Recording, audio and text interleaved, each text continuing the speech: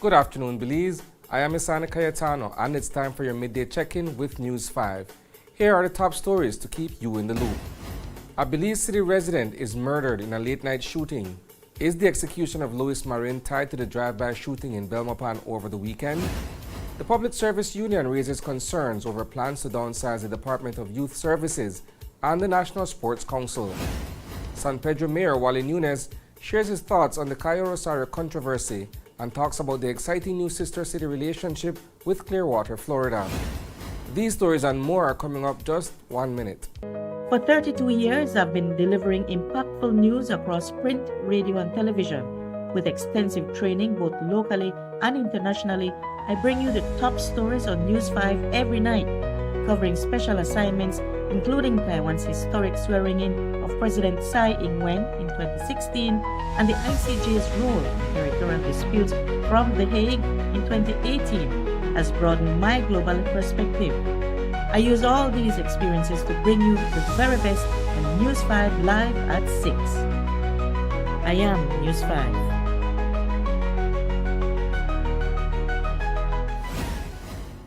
Welcome back. A tragic late-night shooting on Tuesday has left one Belize City resident dead. 24-year-old Louis Marin was hanging out at his home in Majestic Alley when an armed man burst in and fired shots at him. Marin was pronounced dead just before midnight. This murder might be linked to the Belmopan shooting on Saturday, where Jamal Hyde was injured, as Marin was a suspect in that case. As we previously reported on April 5th, a black Mazda Tribute pulled up to T&J Supermarket, and while the occupants were still inside the vehicle, a white Chevy Suburban pulled up behind it. Someone emerged from inside and fired multiple rounds into the vehicle, injuring Jamal Hyde. Stay tuned for more details in this developing story. The Public Service Union is calling for transparency from the Ministry of Youth and Sports amid reports of upcoming restructuring. Minister Anthony Mahler and his Minister of State, Devin Daly, have been evaluating the performance of the Department of Youth Services and the National Sports Council. They found that out of the $7.5 million budget, $7 million is spent on recurrent expenses, mainly salaries, leaving just $500,000 for youth and athlete development and facility upgrades. The PSU issued a press release revealing that the ministry's proposal could potentially cut the staff at the youth department by 33%, which means around 100 employees could lose their jobs. What prompted our response was led first and foremost by the concerns brought to our attention by affected staff members who were called into a meeting and informed that there exists a very good possibility that some of them will be without a job in the coming days. We do have members particularly in the Department of Youth Services. And so it would have been from that, primarily from that base, that we would have received phone calls to inform us, well, this is the proposed plan by the new ministers responsible for sports and youth. And they felt that the approach that was being taken was not one that would have aligned with best practices when any organization is seeking to restructure and reorganize itself. No? And so given those concerns and our obligation and duty to represent these persons to ensure that we at all times protect their welfare, we were prompted to issue a statement and to call on the ministry to rethink their approach. The union understands the reason behind the restructuring, but stresses the impact it will have on the employees and their families. They also pointed out that it would be unfair to let these workers go without first tackling the long-standing inefficiencies, alleged corruption, and potential ghost workers within the system. We do recognize the rationale. I think that it is no secret that across the public service, there is great inefficiencies. Great inefficiencies created by the very politicians that we elect each and every election cycle. Great inefficiencies that is not corrected by those within the public service who are being paid to manage the human resource aspect.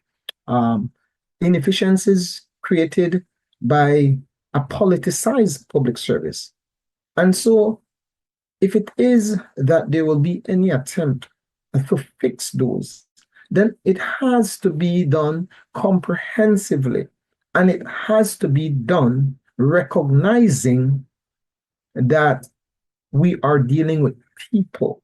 And so we have to ensure that we, at some point during this exercise, that consideration is given to the fact that in enhancing productivity, in becoming more efficient, in lowering costs, in improving service delivery, we have to ensure that they align with broader human and ethical goals.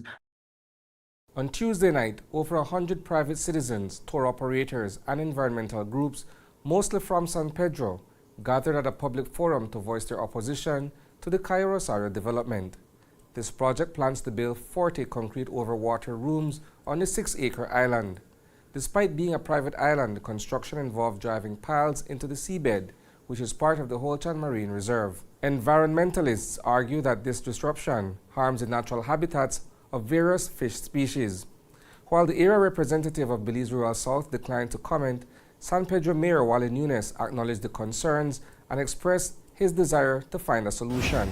Even though Cayo Rosario doesn't fall under the town council's jurisdiction, and we have expanded our municipal boundaries, and it still doesn't include Cayo Rosario. Even though it's not part of our jurisdiction, it directly affects our people. It's the livelihood of our fishermen, of our tour guides that visit these islands, and so we have to be concerned.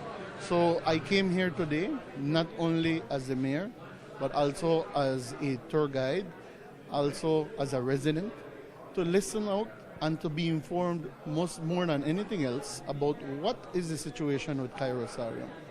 I understand that there are certain permits that had already been granted before the actual government at the moment, and there could be legal implications if it is not done. But the group here, the committees, and I have also told them that I am willing to partner with them.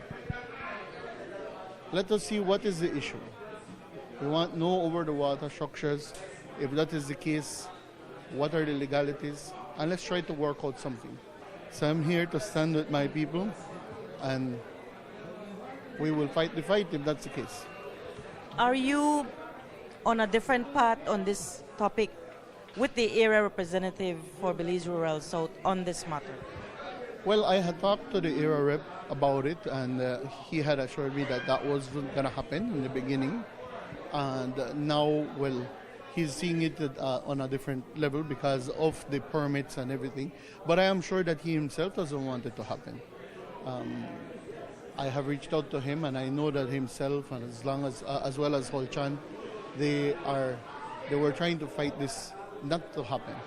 However, there are permits already issued, and if that is the case, then there are some legalities when it comes to these things. So we're just looking at different options, and partnering with the San Pedro Citizens for Sustainable Development, which includes most of the different organizations here, to see what can be done. The San Pedro Town Council is making some big environmental waves by establishing sister city relations with Clearwater City in Florida.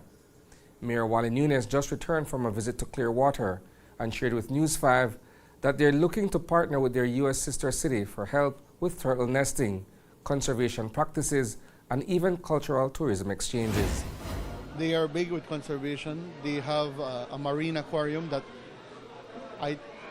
I look at it more like a rehabilitation center than an aquarium, because when you talk about aquarium, everybody thinks that they're just going to go and look at the animals and they're in captivity. But these animals that they have there, they are in rehabilitation, or they have been taken there because they cannot be released to the wild. So they're big with dolphin conservation. They have turtles. They have already started with manatees. They have partnered in Gales Point here, whereby they have a place that they are assisting with the manatee conservation. We are looking at different ways that they can assist us here in San Pedro. Maybe later on opening a rehabilitation center here for turtles, because we have certain issues with turtles here. Who knows, probably later on a movie which would showcase our beautiful island and of course the country of Belize. And these are things that we are looking at as partnerships with different or other municipalities, other towns, other countries, that we can benefit and they can benefit from an exchange like this. I met with the mayor of Clearwater. I had the privilege of meeting him in his office. We had a very good conversation and he is very excited about it. He actually made a post about it on his Facebook page. So it looks very promising, and the Marine Aquarium is fully on board with us. This trip wasn't only about the marine conservation and the aquarium and the sister city relationship, but also we took the opportunity to go to the eastern part of Florida to see where they are doing beach restoration, more on a nature-based solutions. We are looking at the different ways that they have been working on the beach, how they have been creating their dunes, how it protects them from different elements with respect to storms, beach erosion, how they're tackling all of that, because we need to work on our beach restoration as well. That's a wrap for the news at noon. But don't worry, there's plenty more coming your way at 6 p.m. We'll dive deeper into these stories and more. In the meantime, visit channel5belize.com and follow us on Facebook for real-time updates. And don't miss Open Your Eyes tomorrow morning for fresh takes on today's headlines. Thanks for tuning in, Belize. Stay informed, stay inspired, and have a fantastic afternoon.